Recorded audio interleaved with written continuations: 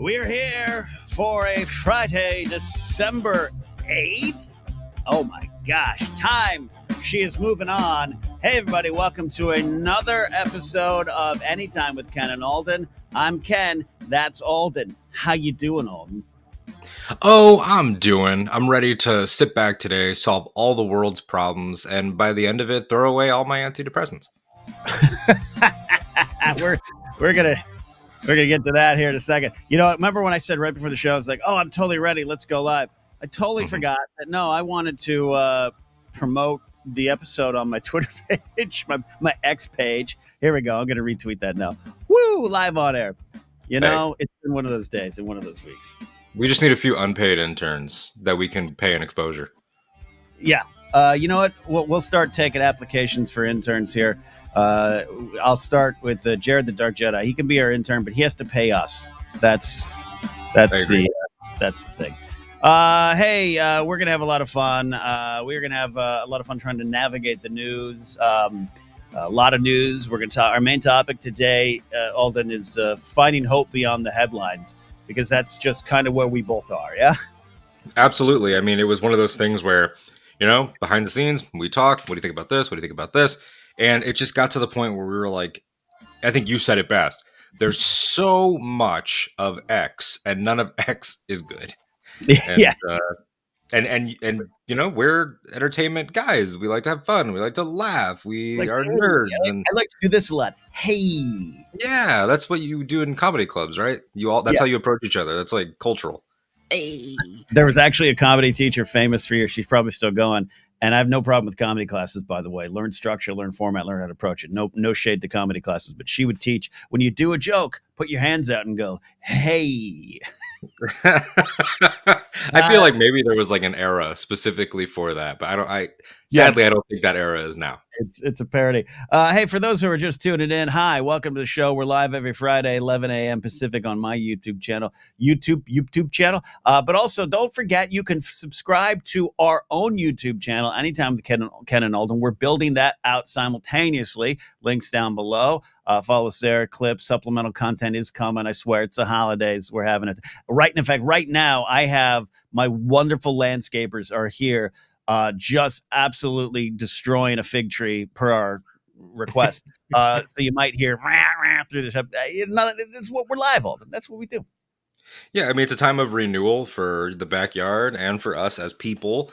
And you're right. It's sort of the thing where it's like, we got all these plans, but I like what you said, where it was like, this is sort of not a soft launch. These count. We're not going to throw these away like they're not canon.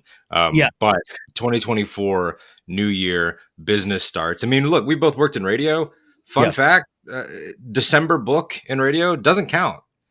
Those ratings do not count. So when your favorite radio station is going to Christmas songs, it's going to die. And the ratings do not count. So they don't count the ratings for your radio station when all you play is U2's cover of Come Home for Christmas, or whatever it was. That's all we did. That's all we did at our rock radio station. We got some people. Yeah. What did you guys do? Did you have to program the Christmas music?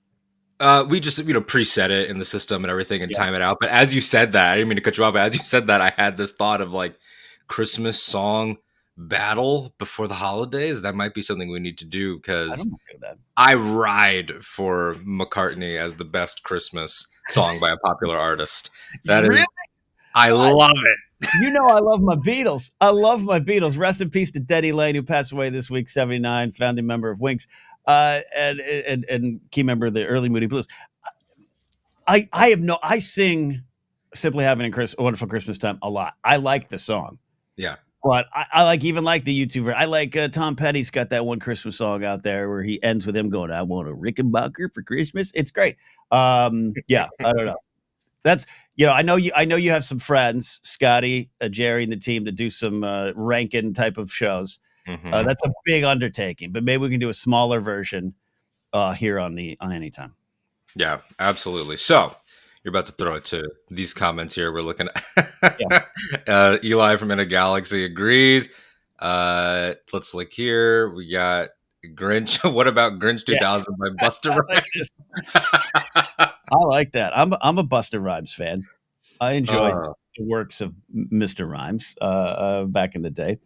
Mr. Charlie Ashby, who brings in his London cred. I'm a fellow wonderful Christmas time defender. I even love War's Over, but the best holiday Beatles tracks is Ding Dong by George Harrison.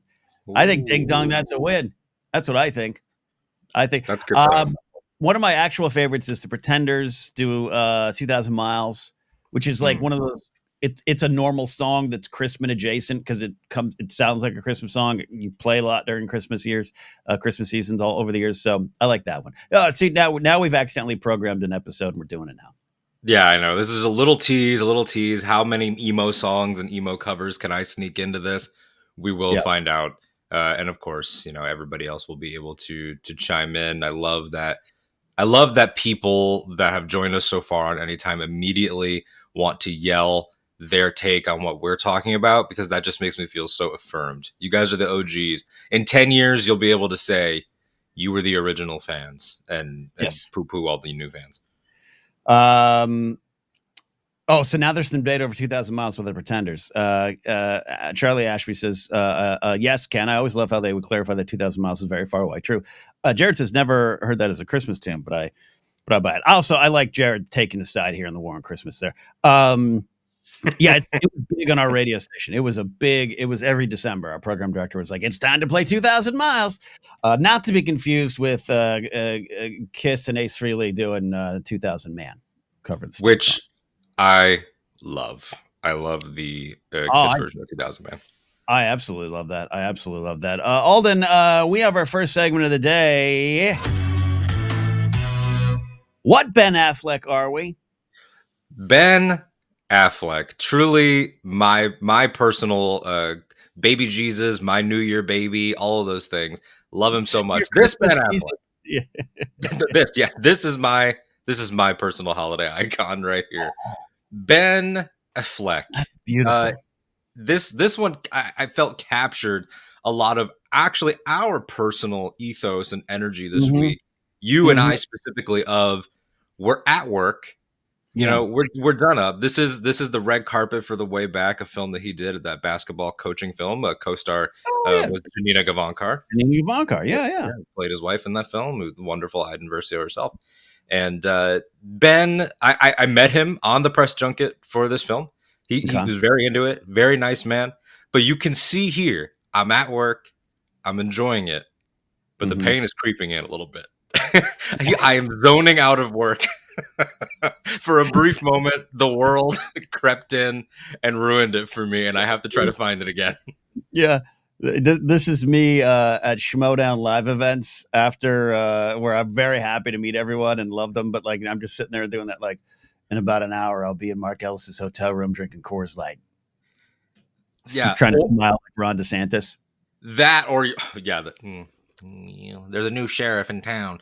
Yeah, it's hard to stay present sometimes. That's something we all battle. But when you do have to be on like that, sometimes it's like, okay, what am I doing after? But also even like big things. Like I remember being in London this year and having the thought in my mind, like, man, I'm gonna have to pay bills when I get home.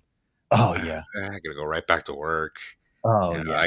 My room's a mess. Like all those real thoughts. Like Affleck could be thinking about like how his daughter, like this is a guy that got yelled at by his teenage daughter that day, or something, that it doesn't even need to be something terrible. It's just like, God, I goofed earlier. Violet Affleck yelled at him.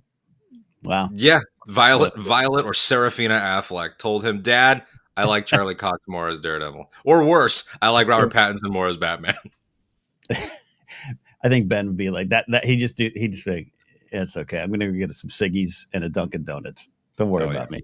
Don't worry about me. Absolutely. All right, that is our Affleck for today. That is who we are, and that is the vibe we got. But we do have some news we're gonna get to here. Here we go.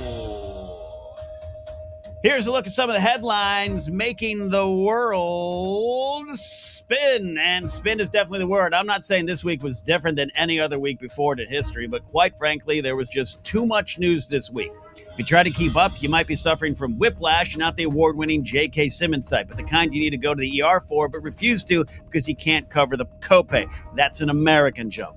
There was a shooting in Vegas. Ukraine funding was upheld. Tommy Tuberville released his hold on military promotions. Kevin McCarthy took the easy way out politically. George Santos started exposing Republicans, which made me like him.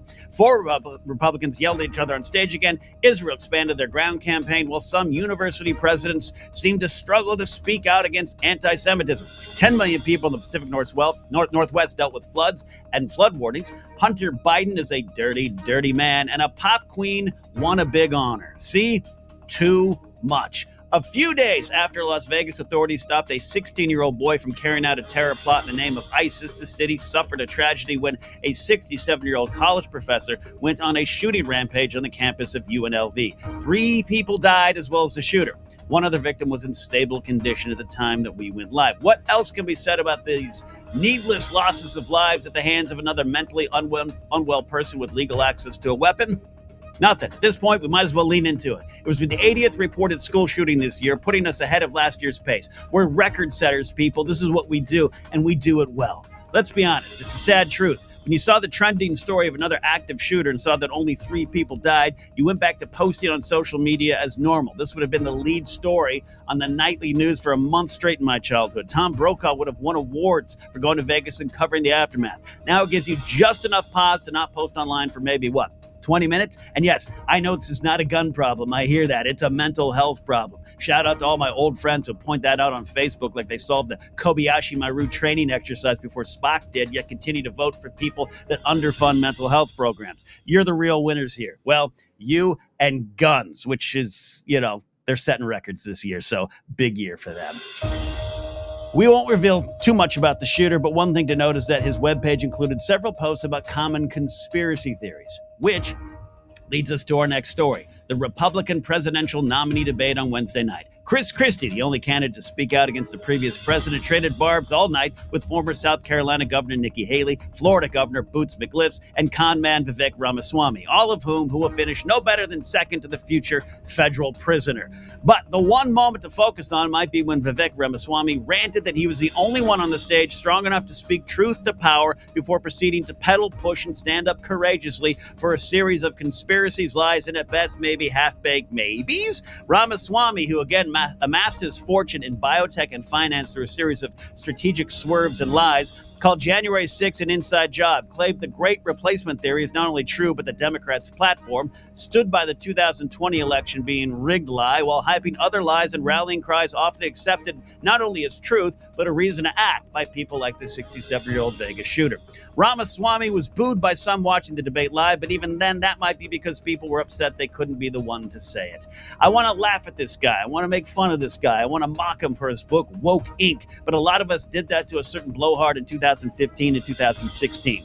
Pay attention to him, because if you aren't, other people are, and those people will be voting in November, and I think that is who he is trying to speak to. 12 months after he forced us all to watch him go through 15 elections for Speaker of the House, he's out. Kevin McCarthy announced this week that not only will he not seek re-election for another term in Congress, the Bakersfield-based Republican representative will be leaving office at the end of this year. This comes 2 months after McCarthy was historically fired by the gaggle of Republican extremists, or as they're called now, Republicans, led by Matt Gaetz. In response, Matt Gaetz simply posted, "McLeavin." You know what? I had some jokes for this segment, but fuck it. We'll go with Gaetz' joke. I can't keep up with that kind of whip-smart wit. Good job, Matty. McCarthy leaves Congress with a reputation as someone who was never really interested in policymaking and worked hard to rehabilitate Trump's image and Hump's image in the GOP in the early days of 2021. And like his buddy, Paul Ryan, before him, this move to not face the polls is viewed as a final act of cowardice by many. It's quite a legacy. Thoughts and prayers to him as he seeks to become a consultant, lobbyist, and/or Fox News pundit. McCarthy's position will go to a special election as soon as one is declared by Gavin Newsom, though Fox News will say Ron DeSantis gets to say it first. And finally, our Lord and Savior Taylor Swift was named Time Magazine's Person of the Year this week, and I think that's great. I like Tay-Tay. I hum along to her songs. Think she has the attention of so much of the current generation. And I hope her and Travis Kelce are having the kind of sex that can only happen with the lights on and the windows closed. To have a super strong opinion about this story, particularly a negative reaction, is to spend too much time on things that serve as cultural signposts you can't change and probably don't understand anyways. For instance, there are many people that think Taylor Swift's rise to prominence, as if she came out of nowhere this year, is a left-wing plan to ignite her fan base into voting against anyone with an R in front of their name or who looks like Scooter Braun. Like so many right-wing conspiracies, it's not true. But as the anti-Swift movement builds on the right, it will all come true, which is why I, for one, welcome Taylor Swift as my new overlord. Plus, how many Time Persons of the Year can you name? Gandhi? General William Westmoreland, the commander of U.S. forces in Vietnam during 1965? Or I don't know, Spuds MacKenzie, was he one? None of this should affect your day. Click the link, read it, and get back to crying in the shower. And yes, Time magazine named Hitler the Man of the Year in 1938, but that wasn't a good thing. They were trying to say, hey, dude's cooking up some shit. Pay attention. I know the words to bad love. We all need to shake it off sometimes. And hi, it's me. I'm moving on with my day. It's me. Congratulations, Taylor. Take a day off or something. That's the news. Alden, anything you want to chat about? Oh man, I need a nap. I'm exhausted. Just What? reliving that entire week. Absolutely brutal. Beautiful job as always, my friend. I feel like life would be easier if you just read it all to me every week, and I didn't have to find that out on social. Glad. I, Glad. I have thoughts on all these things, but I think, as we said in the headline, it really should just be about us processing the whiplash of existential dread and Mm-hmm. dystopian fear and sometimes ridiculous comedy, because we live in this weird time where some of our greatest jokes are also our greatest threats. Yeah. And the last president, people like Vivek, people like Santos, by his cameos, I guess. I don't know. It's it's really weird I to might. think about. And I agree with you on so many of the things that you said. I agree with you on this Taylor Swift thing. I'm not a T Swizzle guy. I'm Mm. not. You're now, if Dua Lipa was Times Person of the Year, this would be a different conversation. Well, I mean, yeah, we should only hope to have a world that aspires to so much. But it's like, yeah, Hitler, Yeah. Stalin, twice, Yeah. the dying planet Earth, Yeah. computers as a concept, like Offset interval point. Yeah. us, me Yeah. and you, Yeah. we've all been Time Person of the Year. So, like, think about the Yeah. worst person you know. They've Yeah. won this, so it doesn't mean much. It's fine. We're It's fine. it's it's a cultural signpost thing. Like, and I even saw, like, it's easy to poke fun at the right, saying here it is. They're just kind of whipping up her. Donald Trump was the person of the year in 2015. Time has always said, the magazine, not the construct we all live our lives under. That it's about who is making the news that year. That is the point behind the Hitler one, and I'm sure the Trump one as well. That is kind of like the dictionary releasing. Here's our word of the year, the one used the most. And as far as it's like I said, it's easy to poke fun at maybe on the right, saying, "Hey, this is a conspiracy." But I saw some people. I don't even want to say on the left, but I saw some people who aren't peddling that conspiracy, upset Mhm. that she was the choice. It should be this person. It should be that person. Sure, absolutely, whatever. Like I don't think Spuds MacKenzie was the person of the year, but he might as well have been, because Yeah. for one year Spuds MacKenzie was the most talked about thing in my circles of friends. So it Yeah, counts. and it's also like, who do I expect to do the righteous thing in any given situation? Would it have been nice if Time Magazine said the Palestinian journalists that have been Yeah, butchered and lost their families and continued performing their jobs? Absolutely. But I don't expect Time Magazine to be the head of governance. I expect yeah, people in government to govern and to do the right thing. They should yeah, be supporting them. Time Magazine, it's like, all right, yeah, it's prestigious and it's important, but they've example, they made the God, what did they call them? The silence breakers. It wasn't whistleblowers. I think it was silence yeah, breakers. yeah, yeah, Everybody that kickstarted Me Too, everybody that helped bring down tyrants like Weinstein. Yes, great. yeah, But what did Time do after that? They're just here to say this is the moment. They're not here to do reporting on the moment. yeah. It was about the industries. It was, it's weird to try to throw, and it's like, look, Taylor Swift's bringing in the GDP of small countries with her Yeah. tour. It is kind of big. It is. Yeah, yeah, and there's some conversation. Her, Margot Robbie, Greta Gerwig, Beyonce. Our friend Jen Landa really wants to make sure that's part of the conversation, because Beyonce should be. Is they're out there not just killing it, doing great. They're making money for those around them. They're Mhm. affecting economies locally. It's like when WrestleMania goes to a city and the city's like, we made $15 million that weekend. Taylor Swift shows up, towns do well. Venues Yeah. do well. And yes, it's part of the capitalist system we're in, but that's what it is, and it does help folks. And just the part of the conversation, like I don't have a problem. Like I'm a football fan. I watch my Dolphins every week. I don't care about her showing up to games, meaning I'm glad she is. It's fun. It's a Sunday. She's up there cheering on the guy that she's dating. Great. There's bigger problems in the world, but I don't care about it on a Sunday, and it's bringing attention. It's just simple, and I just yeah I people who take it too seriously on any side of it, I'm like, Mhm. just keep going, keep moving. Yeah. Well said. Well said indeed. So that's the tip of the iceberg of this. How do we navigate issues? I mean, she really is a good example. Can you care about Taylor Swift's success, relationship, Yeah. music, fashion, whatever, and also care about these other things at the same time? Some people don't think you can. I think you do. I think you can. It's complicated. We're in this very interesting spot, and at my studio is so hot, I'm gonna have to turn on a fan. I apologize. It's supposed to be winter. Even in California, it gets cold. It's not today. Mm. I don't know if that's a concern. We should look into it. Yeah, this topic, and we'll still bring some of the news topics up because it's all part of it. It's and there you go. Brian has a great look at this. All the hotels in Stockholm are sold out the weekend she is there. So there you go. There you go. Helping the hotel industry. As are Mark Ellis and I, when we go to Seattle, all the hotels are wide open. You can get a good rate when we do comedy at the end of the month. Um, this was the type of week, and this is not new. That's why I made that reference. I know this is not new to just our time. It's just we're so aware of it, and this conversation that pops up about we just might not all be built for this. I want to take everything going on with Vivek seriously because people I know, including my family, think he's great. They think he's just a great, wonderful businessman. They haven't looked into how he made his finances, which were dubious at best. That's a key concern.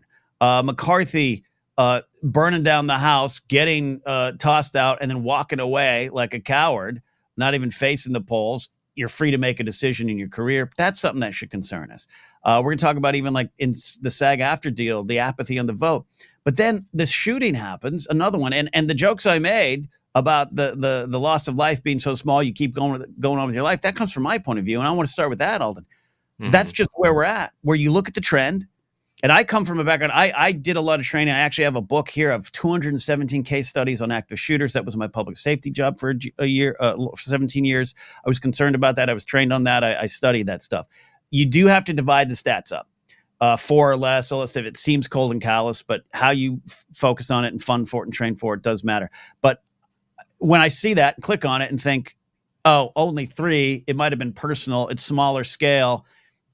I can't focus on it.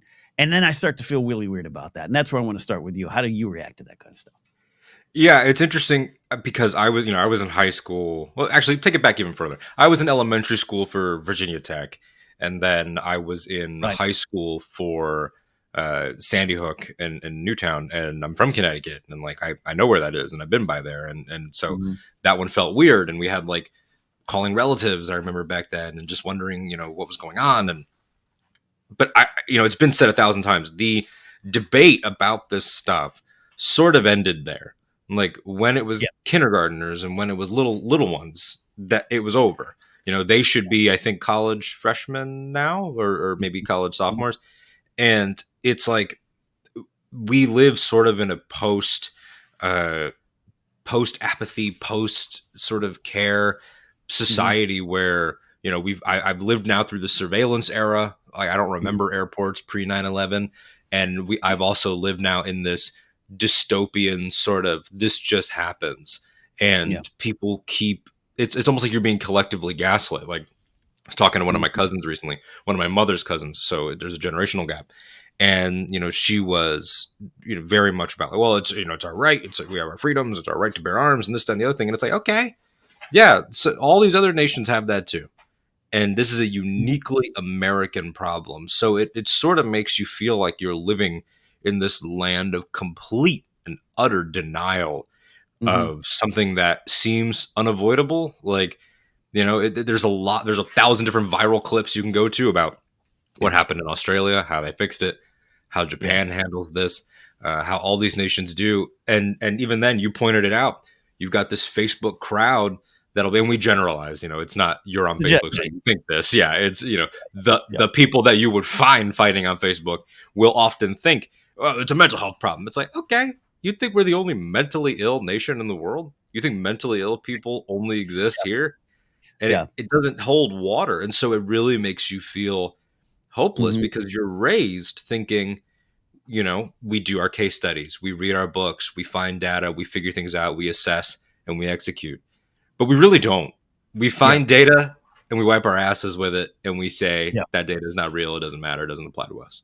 Yeah. I always, I always used to say back in my public safety days, like we are just beholden to the goodwill of humanity. If someone wants to Mhm. come in here right now and shoot, they're going to do it. Not much we can do to stop it, and I don't mean that like you would watch people. I could get some different conversation and everything, but like it's tough, and I love your perspective. Sadly, tragically, that you grown up in an era. We're going to talk about your age at the end of the show. Birthday coming up. We're in an era, yeah, that is it seems hopeless, and that's why it all is all intertwined to me. Kevin McCarthy is a small cog in the bigger problem that there's so many politicians that are there to not policy make.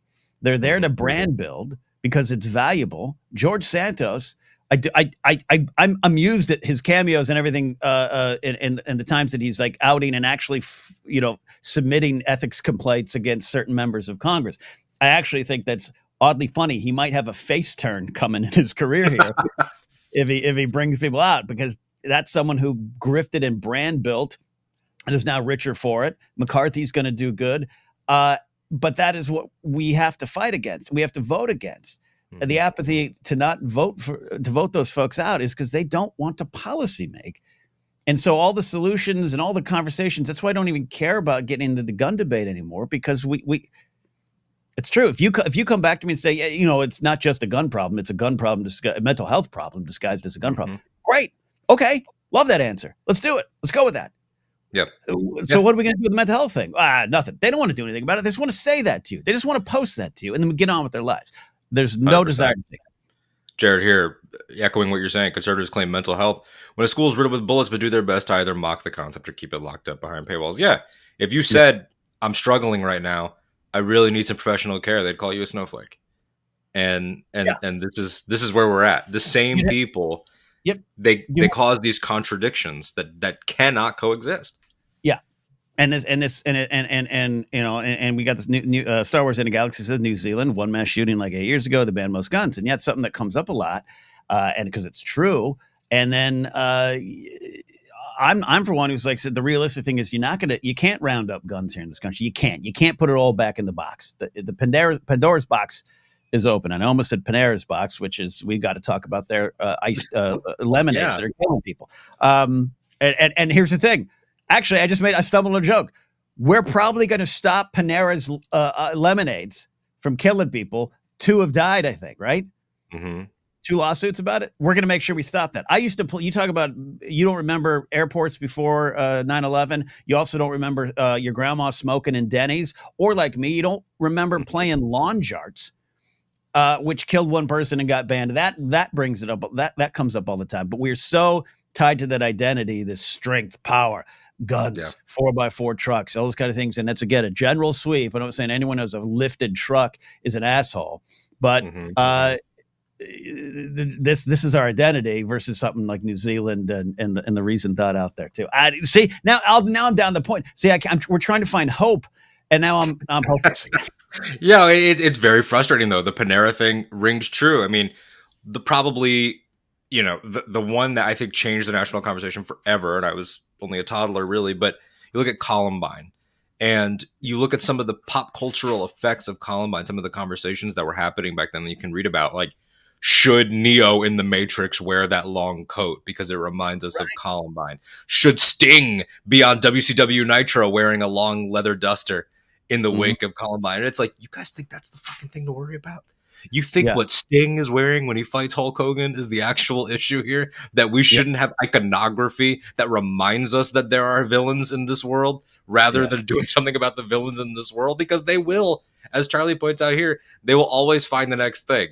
In Yeah. the UK, oh, but knife crime. Right. So unless you stop all crime, Right. it's not working. Here's what my friends always do. Do you know how many cars kill people? Yeah. And do you see what it takes to get a license?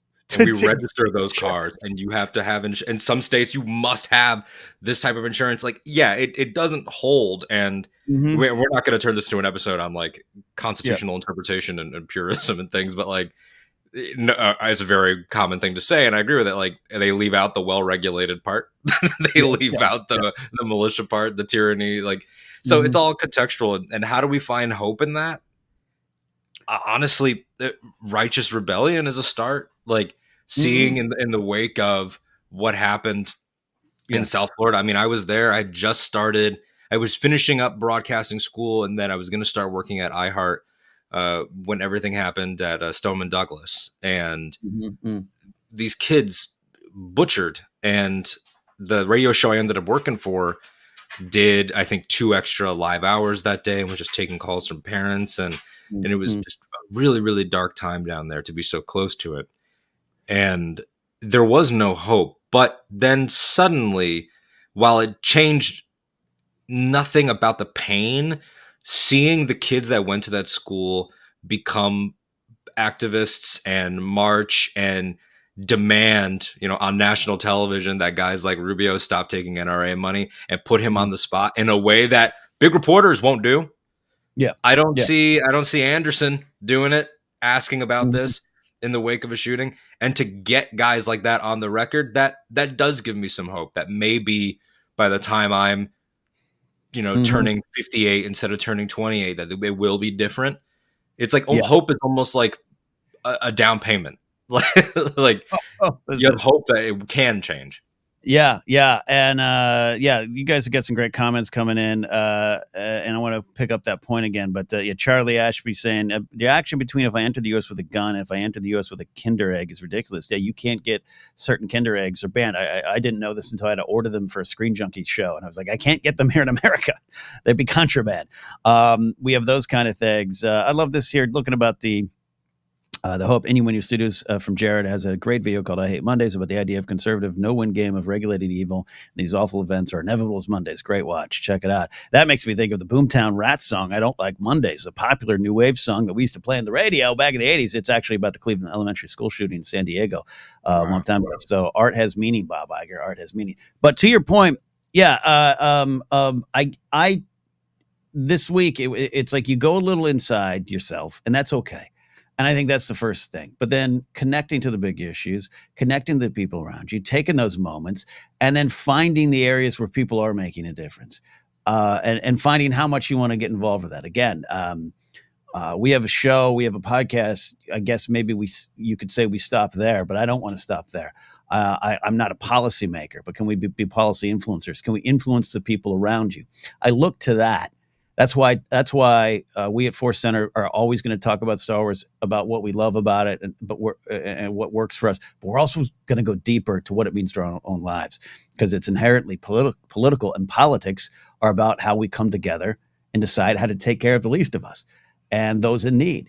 And I think that's where I go this week. And that's one side of hope. But the other side, and our generations live differently. I always joke about my school, my elementary school, Alden, was a nuke's going to come and blow you up. So get under this desk for 30 seconds to practice when that happens. Yeah. That hung over our heads. That fueled Gen X's kind of, but then your generation and younger and old, from Columbine on, has lived with a different kind of hopelessness. And I think it's okay. We're not built for this, to slap us upside the head all the time. So it's okay.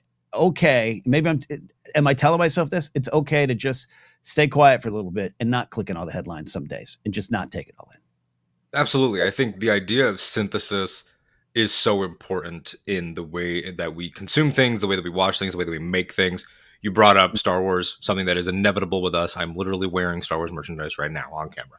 It is so important for people to grasp the idea the ideas within the work, but also how they were presented is sort of what we're talking about. Like, it is political. It is about a broken trust in institutions. It is about the little guy being literally slaughtered. It is about all of these things for somebody that was a young man of those American graffiti days, realizing that the world maybe wasn't as uh, picturesque as he thought it was. And where do I put this anger and this not understanding? How do I teach kids about what I'm feeling as I figure it Mhm. out? Oh, let me synthesize it with something that is fun, light, Yeah. zip, zooms, kablam, punch, Peter Parker, Wizard of Oz, all these things that I can combine, give it that Flash Gordon coat of paint, and suddenly I'm able to understand it.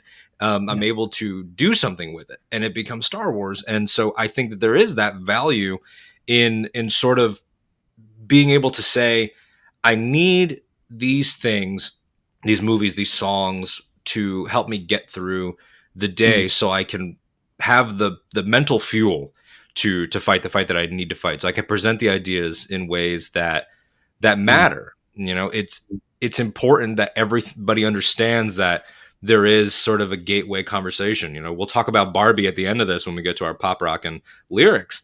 But there was a great tweet that I saw, and I should have screenshotted it. It was a few weeks ago to credit this person, but someone said, "Is the Barbie film?" This was, for the record, a feminist literature critic who really knows what they're talking about infinitely more than I do. Is Barbie a sort of like easy sort of feminism 101? Like, does it feel a little young? Does it feel a little this? Sure, but also, don't we want that audience to take that step? And Mhm. isn't that important? And Mhm. so when the world is crumbling, if you can give somebody a little bit of that, that is also fun and has a musical number and is hilarious and adorable, why won't you? That doesn't mean you don't care. You know, I've Yeah. seen right now a great example is a friend of mine and someone that Star Wars people know, Daniel Jose Older, been using his platform to talk so much and share so much about what's happening in Gaza. When he shares news about what he's doing in Star Wars, that doesn't mean he doesn't care about the former. It Yeah. just means that to be a complete person, you've got to take a break. It can't always be symphonies of pain. It also has to be pop sometimes. I love that song. That's yeah. That leads me to the next thing is where I have to confess that I've changed a little bit. For those that follow me, I'm not super active on social, meaning I'll promote my stuff. I don't respond a lot anymore. I used to. A lot of reasons for that. Also, I just look back. I look back at my Facebook memories every day and go, why did I post that 15 years ago? I posted that I had a Twinkie. That was it. No thought, no poignancy, just had Twinkie. Like, I hate that shit. So I changed a lot. But one of the things I used to, when an event happens, a newsworthy event, let's just say this tragedy this week at UNLV, three people lost their lives.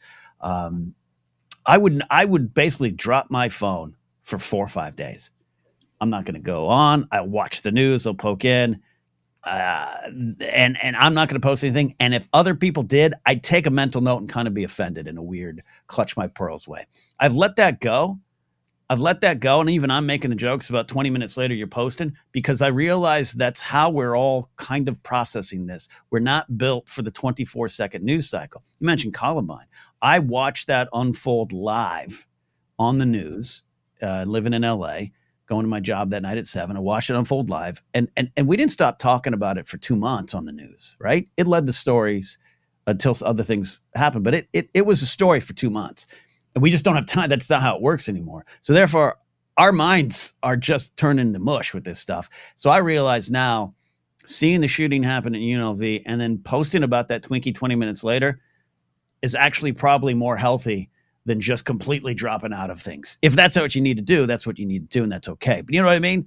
And I don't know, Mhm. you're younger, and we make those old young jokes, but I think your wiring is not to say processing it better than mine or worse than mine, but it's a different way because so much information has been coming at you since you were born.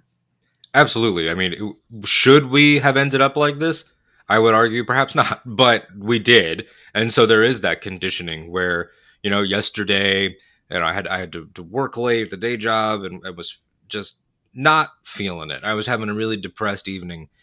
but I got home and I just listened to the score of the last 15 minutes of ET, Mm-hmm. and I just had a good cry, and I was just like, man, movies, baby. Movies will always get us to the next day. And there is that balance.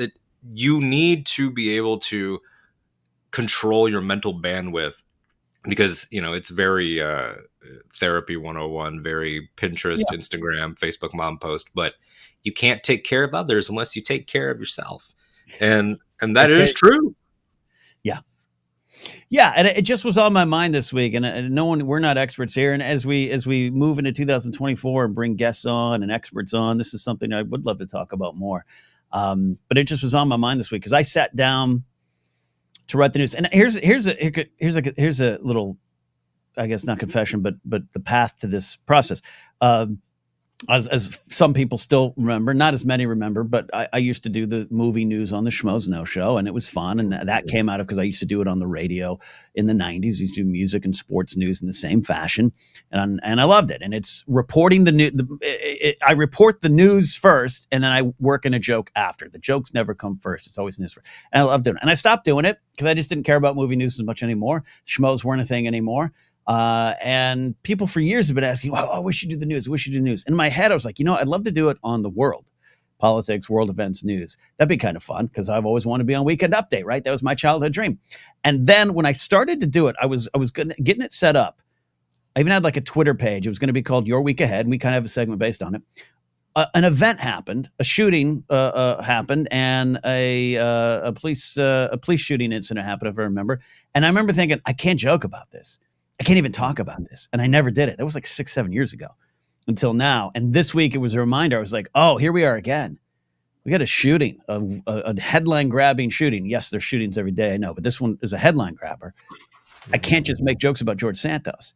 So I wanted to run away. And that's when I was texting you, like, I got nothing for this week. And that was when I was like, I need to find how to push through because we all need to find a way to push through. And I don't have the answers. I'm just saying I'm here with you all pushing. Alden, I'm grabbing your hand. Let's push through.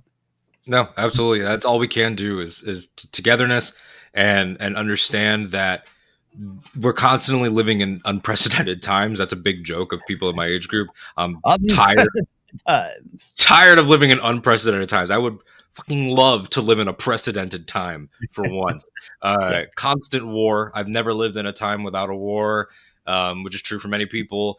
The surveillance state, the rise of fascism, all these things. But we are not alone, which is such a generic thing to say, but it's such a true thing to say.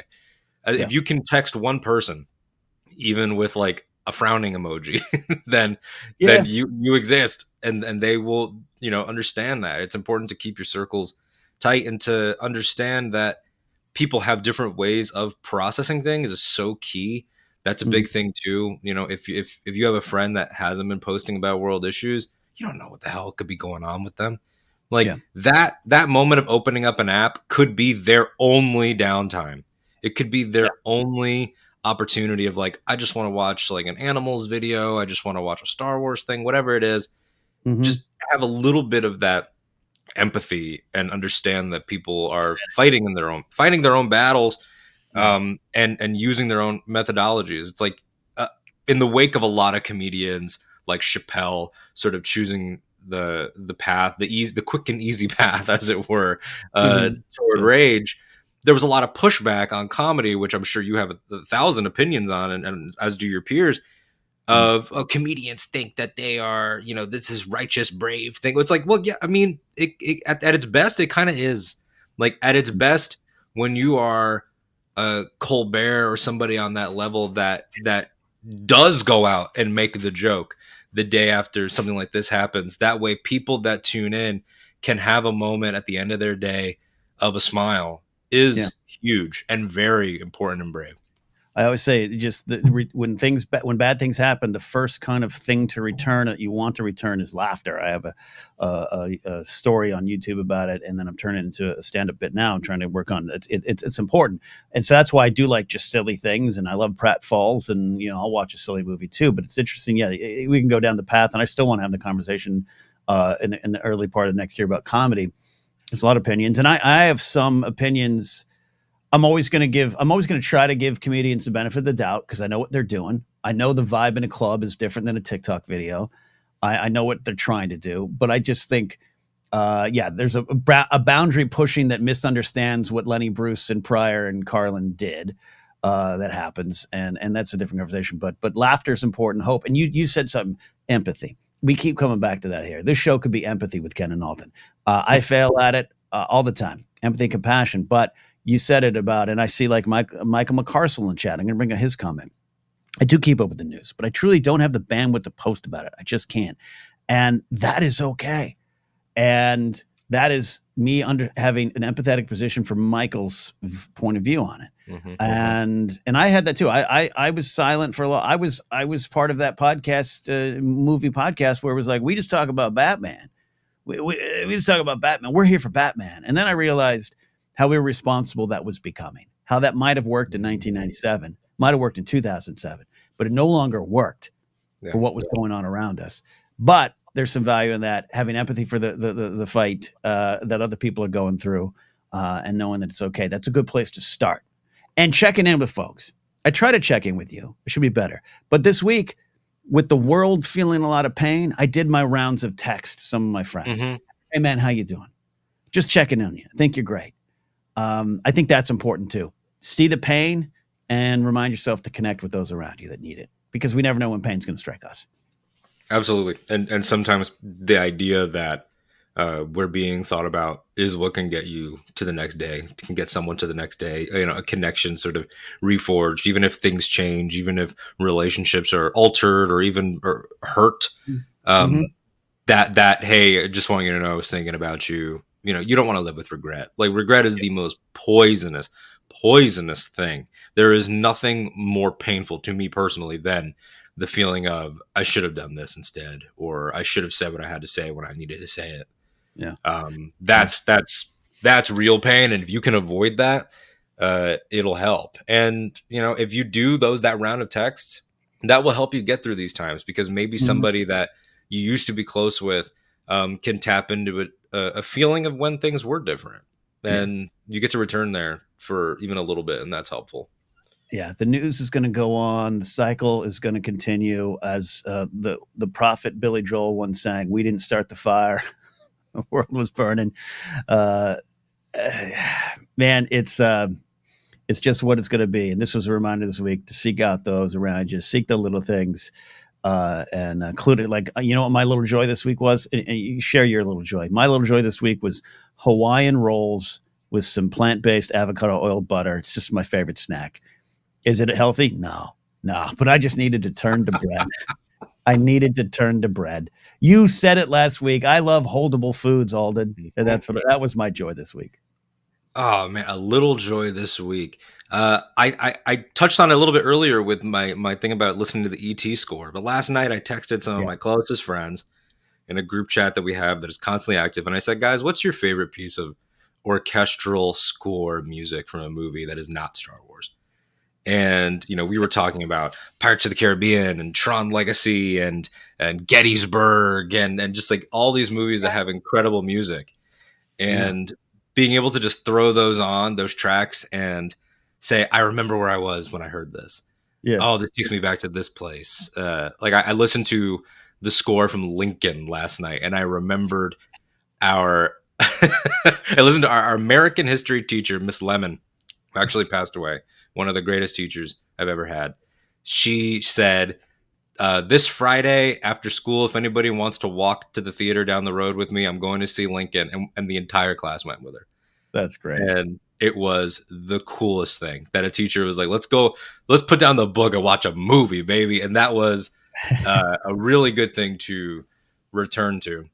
I do want to pull up this comment before we move on, though, because it just cracked me up. We'll get to this more when we touch on comedy, and Ken's going to have to bring in some experts.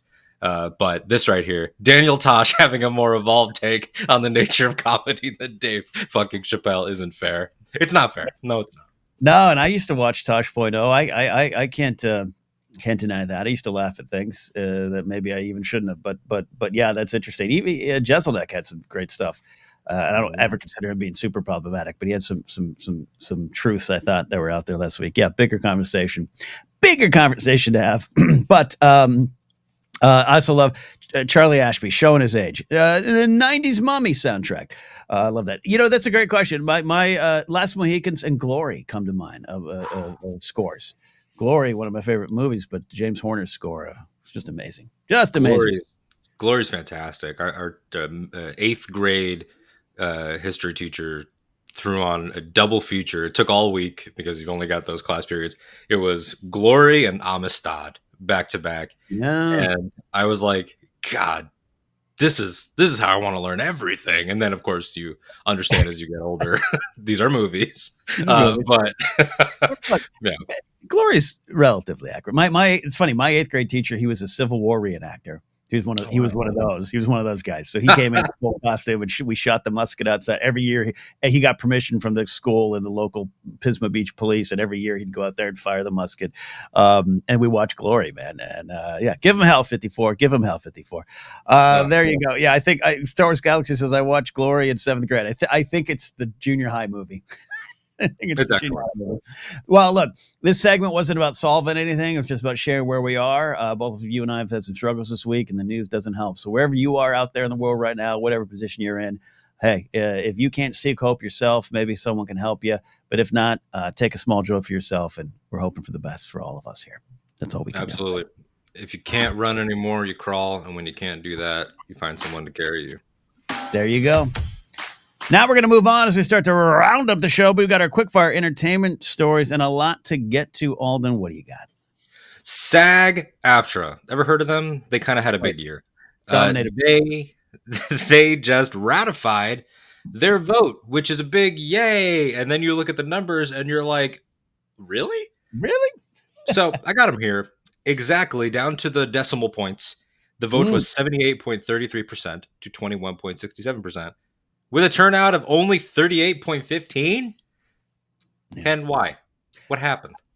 Apathy, and among other reasons. And this goes to all other votes as well, keeping out the voter disenfranchisement is what I try to say.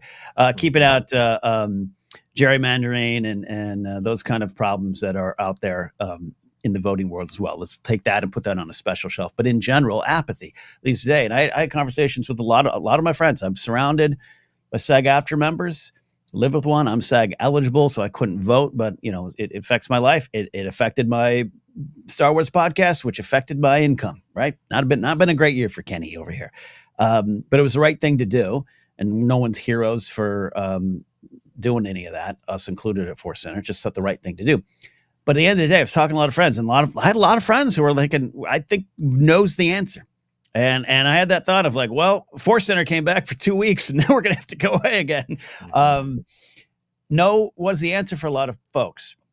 I think there was some reasoned takes out there on why to vote yes. I like Bryan Cranston's that he put out, and a lot of people put it out. It wasn't just, hey, we need to get back to work. It was like, hey, the issues of AI might not be perfect in this contract, but we got 3 years to watch it. We got 3 years to see this play out, and now it's an issue on paper. Now we can point to it the next time. Just like streaming rights in 2007, that stuff wasn't on paper. Now it is, and it can become an issue. So I think that kind of maybe helped the vote yes. As far as people not voting at all, I think it's just human nature, and it's scary. It's scary how small the percentage of votes are in big elections. Grandma Bobo, Lauren Boebert, won her election by 500 votes? Mm-hmm. Craziness. That's why voting is important. It's easy to get overwhelmed and think in the politics of it all that nothing matters, but it is important. You're affecting your policy making when you go in that booth, and this policy was made. And I think at the end of the day, people just shrugged their shoulders. They just went through this real tough strike that destroyed lives, absolutely destroyed careers and lives. Mm-hmm. And I think that's what it leads to. Let's just kind of get it over with, was the thought I thought. Absolutely. So we will have our anytime lawyers look over that deal in full and get us a full brief by next episode. But there is an actor who, whether he voted or not, we do not know, but he might be leaving altogether, and that is Nicolas Cage. Says he's almost done with movies.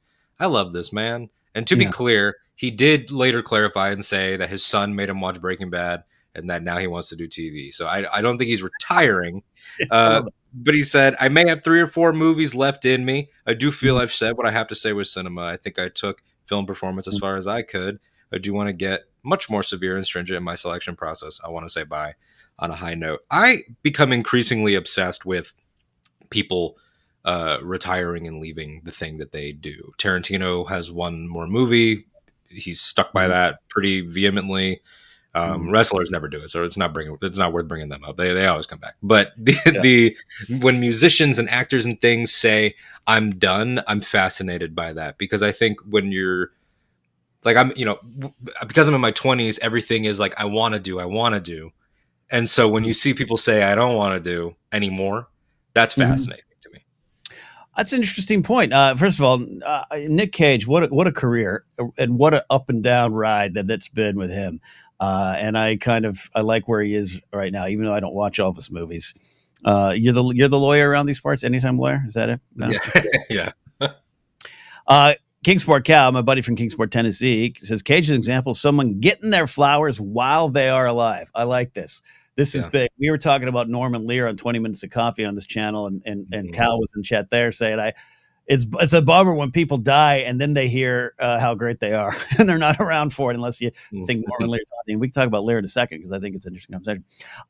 I'm fascinated with your fascination with it, Alden, and it might be a younger person's thing, but I was a little obsessed with leaving things when I was young. I have a habit of wanting to walk away because of self-loathing. So I retire a lot. I always joke, retired from stand-up comedy 3 or 4 times, told friends I'm never doing it again.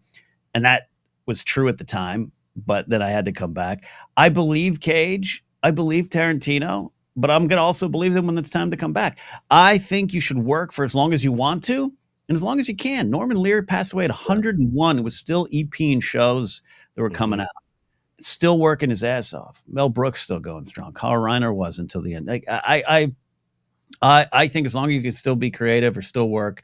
I tell this to my mom, who just turned 75 this week. She has I inherited a little bit of that self-loathing thing from her, Yeah. and she teaches exercise classes. She's in a solid shape for where she is and for her age, and she should celebrate that. But she always, I'm ready to quit. And it's just like, don't stop, don't stop, don't stop. But that's an old man's game, Alden. You keep going. You don't worry about quitting yet. Yeah, no, again, it's like everything seems so far down the road that when people look back, it resonates with me and makes me emotional. I love endings. The part 3 is usually my favorite part of any trilogy. I love, I love looking back on things. I love That's good. nostalgia. Yeah. No one tell Screen Rant that I said something about nostalgia or any of those Yeah. websites. But I am fascinated by it. I mean, I just watched Timeless Heroes, Harrison and Indy, or Indian Harrison. I I still forget. have to watch that. I still have to watch that. Oh, you're gonna cry. You're going to cry your ass off. It is so well made. There are moments of that entire crew: George, Kathleen Kennedy, Frank Marshall, Kihi Kwan, everybody, Kate Capshaw, all talking about Harrison, but also looking back. And there's a moment where Kathleen Kennedy's voice kind of breaks, and she says, "I met my husband on that film." And Mhm. I started bawling. I started bawling like I had a wife of 50 years. Like I do that too sometimes. crazy. Like you impart yourself on these people. It's Mhm. parasocial. And we got to the dark side of that last week when we were talking about CM Punk. But when you Mhm. look at like Nick Cage saying, I'm done, suddenly every single Nick Cage memory of watching his stuff rushes through your head and you're like, oh man, something that was is no longer, but Mhm. by choice. It's not Yeah. that he is going to die. It's that he's saying, I think I've said everything I have to say. And I think I am fascinated by the zenness that it must take to be like, I'm good. Yeah, yeah. There's a lyric I like from Noah and the and the Whale, one of my favorite bands. They're not active anymore, but it's on the last night of my life. I'd pay a good price to be done with my life. I think I'm missing a line there, and I've always loved that lyric. That's a good spot to be to you say you love endings, to try to understand endings, because it's easy. It's easy to see Gene Hackman riding a bicycle in New Mexico going, I'm done with acting, and you understand it. He's like 90. Like, you got it. You've done it all. Sometimes you just get tired, right? This week, you and I joked off air. This is the week. This is our 4th episode of Anytime, and it was a tough week. You and I both didn't touch the format till late last night, and this is one of those weeks where I'm like, maybe we just don't do a show but that's how, number one, how shows die, and two, how Mhm. you turn that corner to actually do this for a living. Mhm. And that's just a reality. It's not me patting myself on the back for doing a show today, but just going, no, either you do or you don't. And I'm not done yet, right? We're not done yet. So if you're Right. done, I think it's okay. And you don't owe it to anyone. Barry Sanders walking away from football, still one of the greatest mysteries. And there's a great doc out now that you all should watch if you're sports fans or just want to focus on someone who was ready to walk away at the height of what they were doing and be happy with it and never regret it. It's an interesting case study in endings. Absolutely. So we'll talk more about that and hopefully report on whatever Nick Cage does next. Last two things I wanted to mention: Lyran Studios, or sorry, Larian Studios, Baldur's Gate 3 won Game of the Year last night at the 10th Annual Game Awards in Los Angeles. I'm currently playing it, and Ken, this game, I spent 19 hours in the starting area. It is an Mm, experience so detailed mm. that I think if you started playing it, it might actually like be detrimental to like your household. Like it's so like I Look, don't know if you ever played Dungeons and Dragons. I know you've dipped your toe in a tabletop before. Alden, I'm not a Satanist, okay? I don't play Dungeons and Dragons. That's so true. I I don't play didn't think stuff about you trying to for get that into your house. this Oh is man. my you know the story, but this is my brag. I've played Dungeons and Dragons once.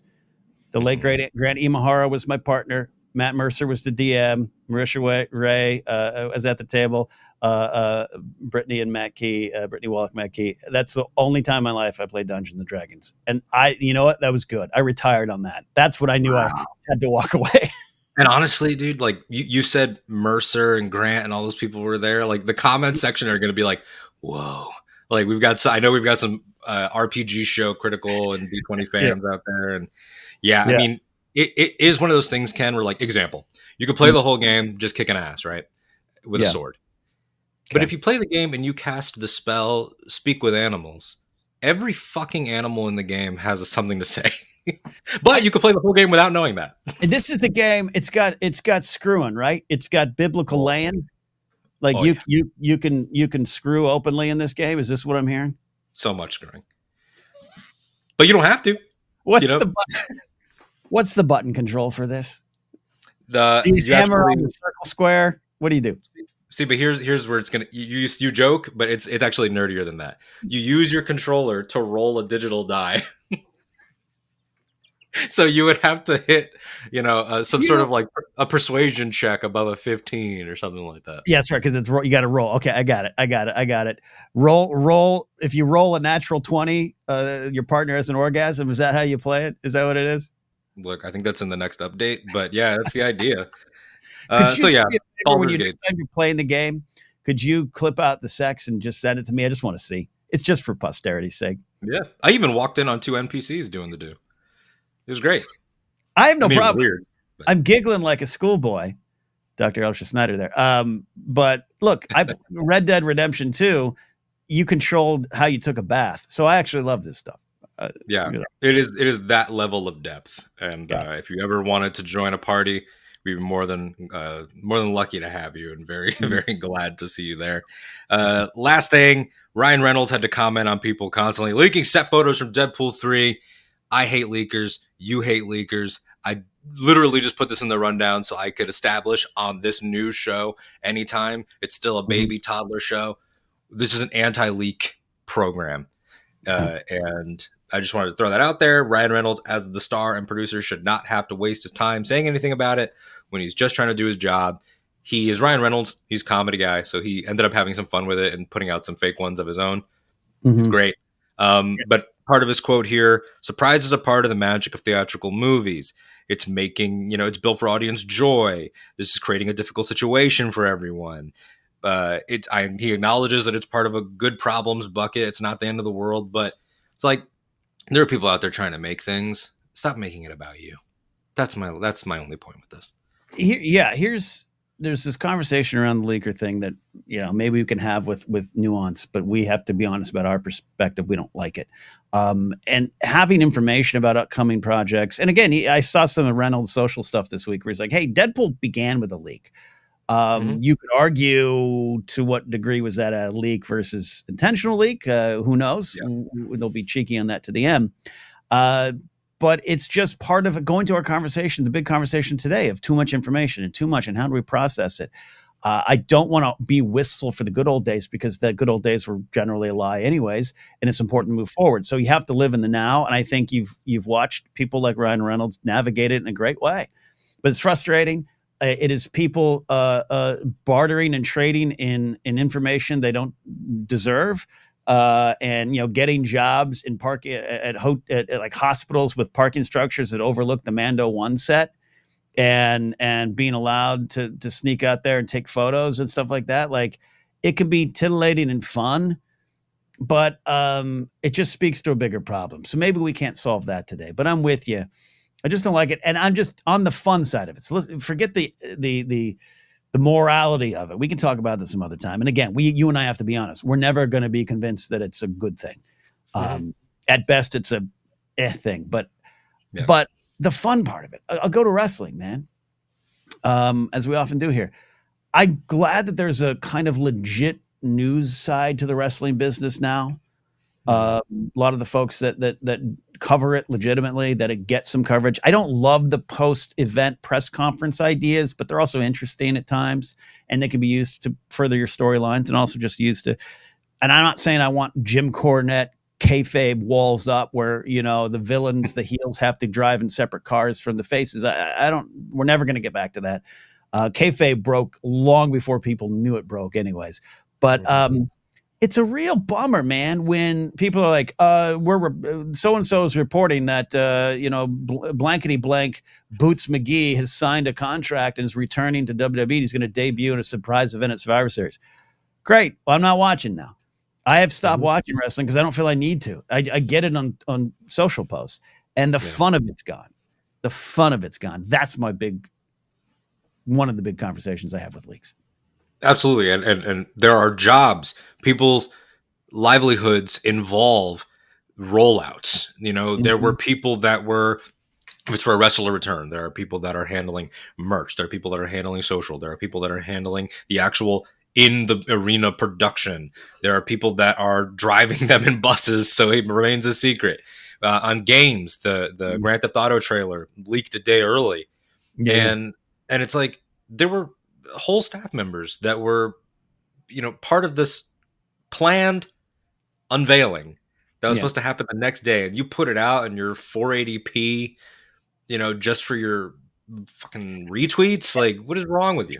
And here's part of. Sorry, I'm cutting you off here. Now you made me more passionate about this than I thought.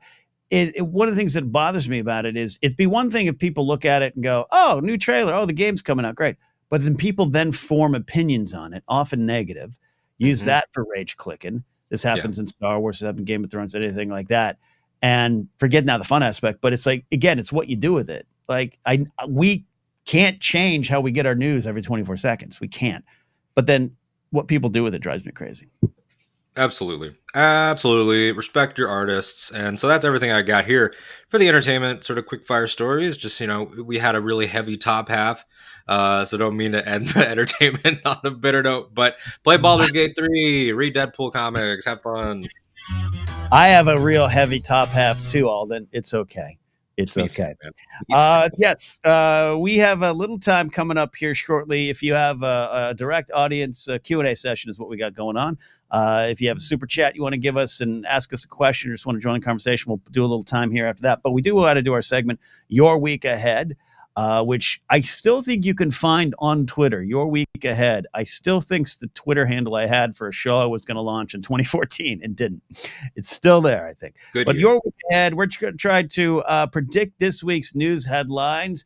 I always say every week, I'm trying to predict when Ron DeSantis will drop out of the presidential race. I don't know if he is yet.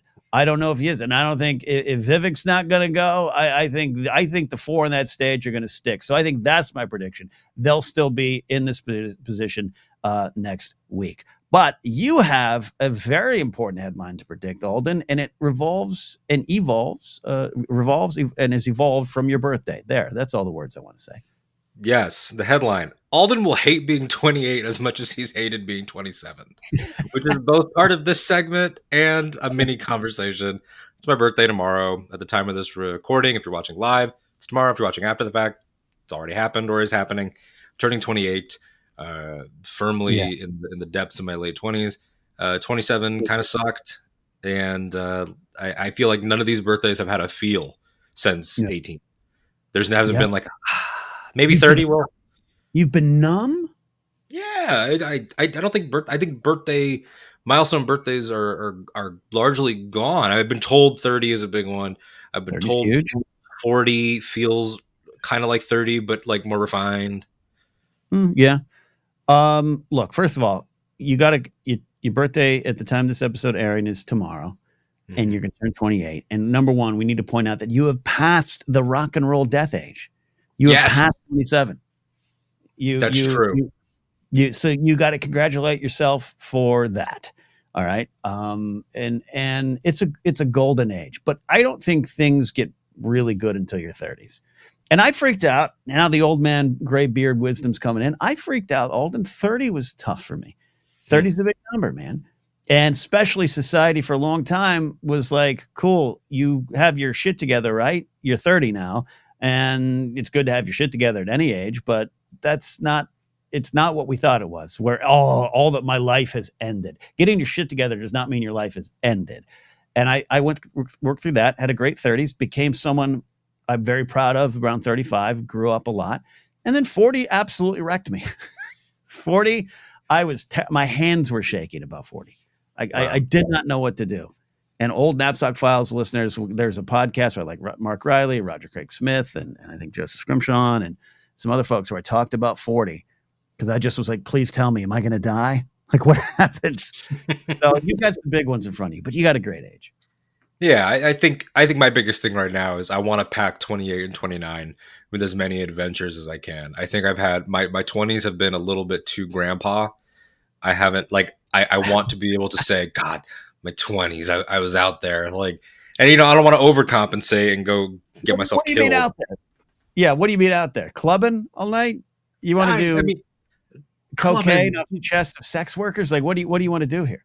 there's an argument to be made for that. That could be You've been interesting. playing No, too but much Baldur 3. That's what I I do. think I want to live Baldur's Gate 3. I want to go LARP. I want to go do Civil War reenactments with your old teacher. There you go. Yeah, Lightning I bolt. want to get Lightning. out there. I want to. I want to have more evenings where I don't know what's going to happen Those in are great. some way. Okay, but here's the thing. I was a repressed, quiet, shy kid. Mhm. Hit town again. Wouldn't even. Someone showed me a 20-sided die. I'd be like, "Get thee away, Satan."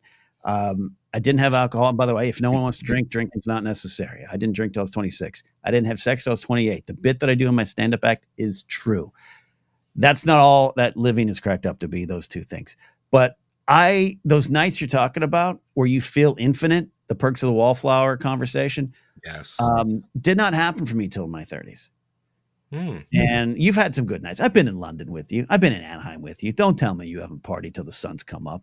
Oh yeah. But that feeling, that's still in front of you. That's the gift I'll give you. Yeah, and I think the journey from 28 to 29 will be very profound because 29 is when my mom had me. And I Mhm. think when you have ages that sync up with your parents, either you hear some happy ones like I'm Mhm. now as old as when my parent did this, or you hear some sad ones is like I'm now older than my father ever was. Like you hear that Yeah. sometimes, Yeah. and Yeah. any variation of that. So my mom had me at 29, so it's like the journey from 28 to 29 is like feels very mythic and universal, and I got some Yeah. people here that really want some attention. Come to West Los Angeles. Come to Pittsburgh. I will. Don't worry. I'll Look, visit y'all. look, If I go to Los Angeles, I'm never leaving. I just want you to know. I'm not going to allow you to go party with Yinzers on your 30th birthday in Pittsburgh. No, absolutely not. Okay. Sorry, Jared. And Jerry, the Canada Juggy. I was 30 before I had a drink. I love that. Jerry, next time we're around each other convention, let's have a late to the party drink. No, the numbers are huge, man. And that kind of stuff does mess with you. Growing up a baseball fan and a sports fan, hearing that players, and now they retire a little older, but hearing a player retire at 33, that to me meant, oh, you're done. The Beatles did Sergeant Pepper at 26, 27.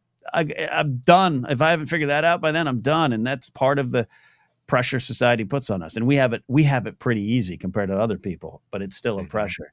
But no, I'm approaching the age my parents were when I moved out of the house and moved to LA. I'm like a couple years away from that. Yeah. That's blowing my mind too. But it's Yeah. look, you're never too old to start rocking, and put a pin in that. I got something for that in a second, but I'm excited for you. I'm excited for you. It's a good age. 28's a good age. I'm excited too. I think it's going to be a year full of change, a year full of growth. Mhm. I'm excited to ring it in with, I don't know, Star Wars. That's something. That's the thing, is that like you're like, what are your plans for your birthday? And it's like, I don't know, I might go see Godzilla or something. Like But look, my 30th had a big party in my backyard of the house. My 40th got a hotel lobby bar at a local Studio City hotel, and a bunch of my friends out. It was great. I loved all that. But you know what? One of my favorite birthdays, I showed up at work and I drove around the back of a security vehicle while I read a magazine and had like a Slurpee, like with a friend. Like, it doesn't matter, right? My best Christmas outside the ones that I spend with Grace and my dogs, the best Christmas I had was 2010 when I spent the day alone eating Carl's Jr. playing Red Dead 1. Like, it's all relative. yeah, the right plan is about the moment. You know, it might not be the right plan a different year, but it was the right plan that year. Yeah. All right. Well, let's get to some questions. But first, we got a commercial because I said, Alden, earlier, it's never too late to start rocking. And proof of that is the musical project, the band I'm in. That's right, the Moonagers. We had a song released in November called Tell Me, Tell Me. That was just a single for this. And here's some information on what is coming your way next week. I love sad bastard music.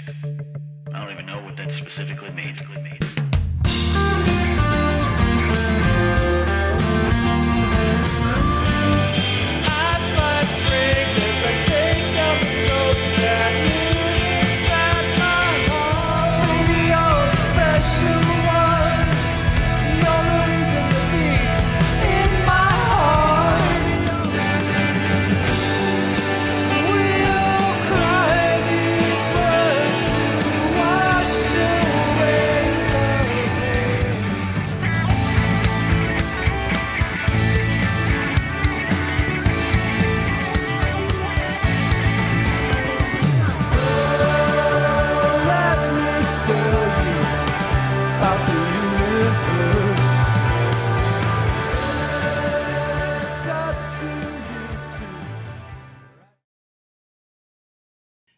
It is coming, my friends. Our 7-song EP, Broken Pieces and What Remains. We worked hard on this over the last year. I'm so proud of it. Of all the things I've done in my career, working with Brian Tiller and Sean Arnold on these 7 songs and more.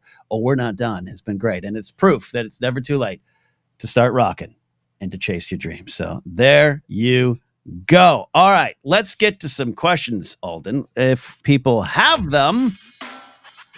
Super chat's always welcome to help the show grow, help keep the show alive, but not necessary to join the conversation. So now directly, it's our anytime Q&A, Alden. Anything pop up yet? Anything yet? I'm waiting for Jared to ask an important question. That's really This stalling. this is not a question, but I love bros have a playlist called Sad Bastard Sing-Alongs. Half of it's Noel acoustic. Yeah, I I enjoy that. Ben, That's very funny.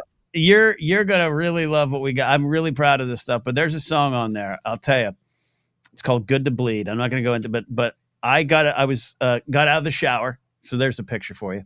And this lyric came to me, and I texted Brian Tiller, who's here in chat. I said, "Dude, what if we wrote intentionally the saddest, like dumbest song? Like, let's just be sad boys." OI. And here's this pathetic lyric to start the song. And he goes, "Okay." And he sent me back almost immediately this over 5-minute piece of music, acoustic guitar stuff. And I went, Mm. "Oh, this isn't a joke song anymore. This is," and I wrote some of the darkest things I've ever written. And I think, Ben, you're going to love it. Oh, I love that. I'm so excited. I love, again, like you said about it not being too late. I love that you're doing this project now, Yeah. on the other side of a Yeah. wrestling career, a comedy career, security career, broadcast career. It's like one more thing.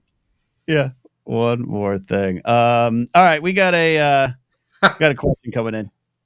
We got a question from Kingsport Cal, who is one of my favorite people. But Kingsport Cal occasionally will say some things where you have to almost like write him, send him a letter and say, "Dear sir." We don't say that around here, but I love Kingsport Cal. He's been a fan for years. Ken, how do you feel about personal grooming? Has Grace taught you anything about skincare? Yes. And Trey follows up with skincare because I've talked about this before. And this is where I can give you, Alden, as a younger man, some advice. Get a skincare routine going. All right, get a skincare routine. Has Grace taught me some stuff? Yes, but she's always teaching me things in life. But this has been me for a long time. Now that Manscaped's popular, right? You can get the Manscaped get 15% off. Use our promo code AnyBalls, like that thing. I'm 27 years ahead of that, if you know what I mean. The telephone pole in my backyard has not had shrubs around it for a long time. And I also, worked and wanted to be in pro wrestling. No one's above shaving chest there. I don't do that that's a lot of work. So personal grooming, manscaping, if you want to go that gendered way of looking at it, is something that's very important to me. But skincare became more important over the years. People will shake my hands. Look at those hands, Alden. These aren't the hands of a carpenter. No. Like Harrison Ford or Jesus. These are the hands of a poet. And people shake my hands. I had this at the Comedy Store recently. I was hanging out with Mark Ellis, as I often do, and one of the girls working the door, it was a great comic, Jessica. Mark introduces us, and I shake her hand, and she goes like this. She goes, "Holy shit!" Because your hands are so soft. People outside of the American Comedy Club in 2022, I did a show. And this is the year I wore my white denim jacket and my white denim jeans just to make a point. And I come out of the show, and this girl's like, "I loved your set. I loved your set." She had a little bit of drinks. She had a little of those Jerry the Cannon Junkie drinks in her, and she was like, "I loved your set. I hate your jacket, but I love your skin." And Grace was right there, and she was doing this to my face. She's like, "Oh my god, oh my god." So skincare, a routine. Alden, start now if you haven't. Incredible. I will say, I've had periods where I've been better about it than I am now. I definitely fell off over the last couple of years where now I'm just back to generic, I wash my face and I move on with my life. But there was a period where I had someone in my life who was, showing me the masks, showing me the exfoliation, showing me the special scrubs, and that stuff does make you feel good. And much like you, these are not the hands that have ever done hard work. These are the hands of somebody that has only ever raised the pots on a board and and tweeted some aggressive. These are podcasting hands. Oh, absolutely. It's just you talk to go talk to your friends that have the hardest jobs or the most labor intensive. See, Kingsport Cal, get you some cocoa butter. This Kingsport Cal, let us know a brand, and I will definitely bring it up here. Yep. This one really quick because I don't have much to say about it. I'll just throw it up here from Jared. Not to Star Wars it up. Any thoughts on the new holiday special, Doc? I haven't seen it. It was surprisingly sweet and not piss takey. That's good. I'm gonna watch it now. Jared, you bring up a great question. So some friends of mine, Bonnie Burton's in it, who's a great personality in these parts, and she's wonderful. Bonnie's great. Ash is in it. Is Ash in it too? Okay, great. And I have some opinions in some of the other names involved. That's all I'll say. But when the trailer came out, we covered it on Force Center, and we all three of us, Joseph, Jennifer, and Joseph and Jennifer, they love the holiday special, and I do too. But Jennifer years ago on Force Center did episodes about it that are wonderful. You should check it out. We didn't like the tone of the trailer. We read it as piss takey, and so I think that caused me to not be interested in it. But Jared, I trust your thoughts on Star Wars a lot, so that's going to cause me to look into it. Very, very excited to check it out, and we will talk about it at some point. We haven't done it yet because we're only 4 episodes in, but at some point we'll do some sort of monthly or biweekly, what we've watched, type thing. I could read my letterbox reviews on air or something. I can't give away my cocoa butter secrets. Yeah, I respect that. Let's see here. Which question here did you want to go to? We got sure. Next up, we'll keep quick video game talk. 898 forums. Did you all talk about the GTA 6 trailer? I tuned in late. No, we didn't. I didn't see it. I haven't played GTA since GTA 2. I have no problem with it. I'm not going to take the Andrew Tate stance. If you saw that take, he was the only one. But yeah, I think I'm a Red Dead guy, not a GTA guy. So the trailer, though, I saw what I did see of it, And Tom Petty's got a song in it that has caused his such a deep cut from his '89 album Full Moon Fever, and it's caused him to jump back up into the charts. So if there's anyone out there that wants to put Moonagers music in a video game trailer, please let me know. I like it. It's amazing where we're at with games, right? How they look. Even the new updated Fortnite, because I play Fortnite a lot. The new updated Fortnite map looks amazing. It's a level up. So I didn't see it, but you, Alden, you play games a little bit more than me like that, maybe, yeah? Yeah, I haven't played a GTA proper in years. I think since 4. I never played 5. My favorite is Vice City.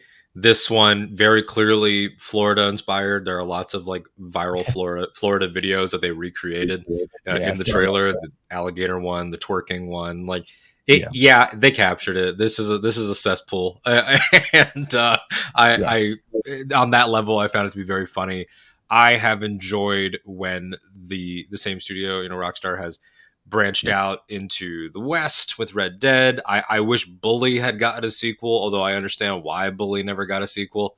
Their school-based one, which did involve, making out with girls and beating up teachers and beating up other students, and like maybe not great. But yeah, I mean, I'm gonna play it. To see the medium get pushed to that level of graphics and that level of storytelling, and to see a woman as the protagonist, or at least co-protagonist in this one, is excellent, because women do crime as much as men do. I don't have a stat on that. Please, no one be like, no, they don't. But I'm excited. Yes. All right, Dylan. Great one. Dylan's question. Final one here from Dylan. Any special Saturday, Sunday morning rituals? I don't know why, but those are my joy times of the week. All right, where do you go, weekend boy? I hate to try to not seem like I'm dodging it, because I'm not, but it would have to be like Saturday, Sunday midday for me, because I still can stay up till 3, 4 in the morning very comfortably, and then sleep till 11 or noon. If I'm allowed to do that, I will. But getting up at any point, especially on the weekends, I love to throw on my headphones, listen to music, depending on the tone. Sometimes it's like I want to listen to sad, melodic, dramatic, or I want to be upbeat.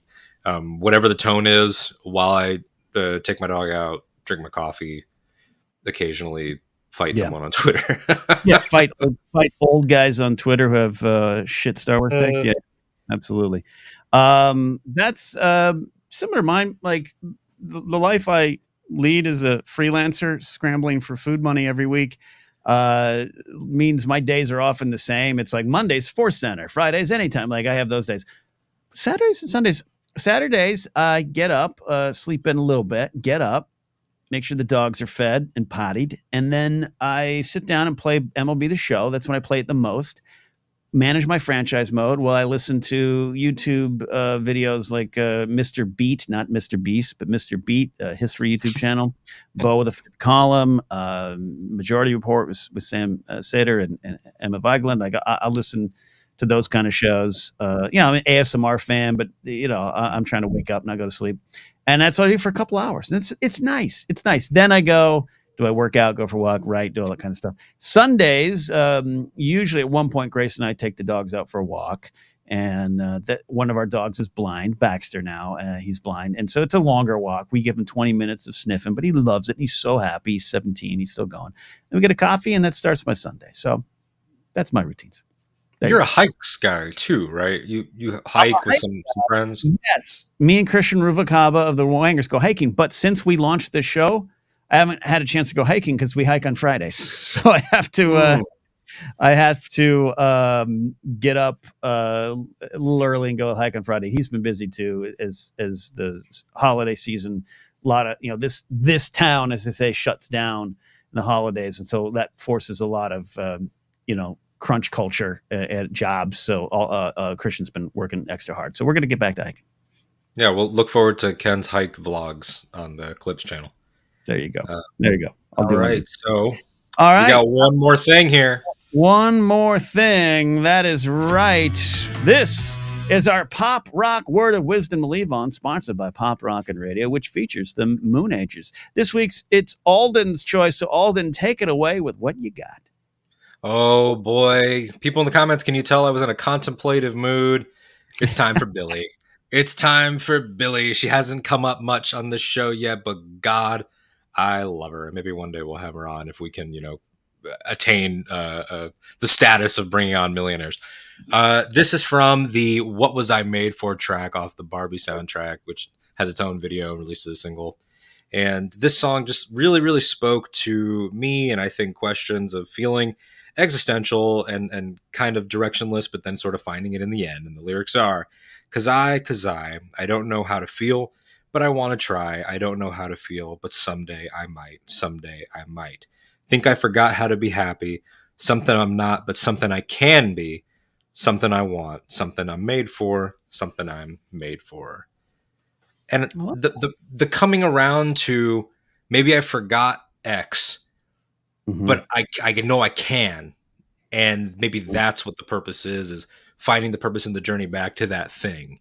In that case, happiness. And on the movie level, personhood and womanhood and being an actual real thing and not just a toy.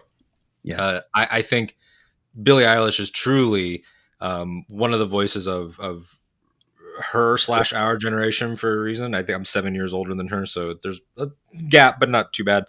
It's interesting to see the way that I have now gotten to that point where I'm like, I'm finding truth in what the younger person is saying. And I didn't expect that to happen so soon. But she comes from an artist family. She's got to be one of my favorite Nepo babies. I say that as a joke. We're not like trying to do an Nepo baby conversation. But yeah, Billie Eilish, Pirate Baird O'Connell, quite the artist.